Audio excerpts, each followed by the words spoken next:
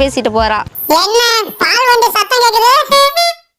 வந்துட்டான்டா பாலுக்காரன். அடடா ஓனரம்மா ஓட போறா, ஊரை விட்டு ஓட போறா. நெல்லு கொடுத்தா முட்டை கொடுப்போம், ஒன்னால முடியாது தம்பி.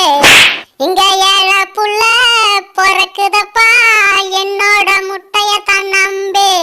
தன்னான தானா தனனா தன்னன தன்னன தான வாங்க பால்காரர, எங்க இவ்வளவு தூரம்? சொல்லியிருந்தா நானே வந்திருப்பேன்ல. சொல்லிட்டு தானமா இருக்க, எங்க நீ வர?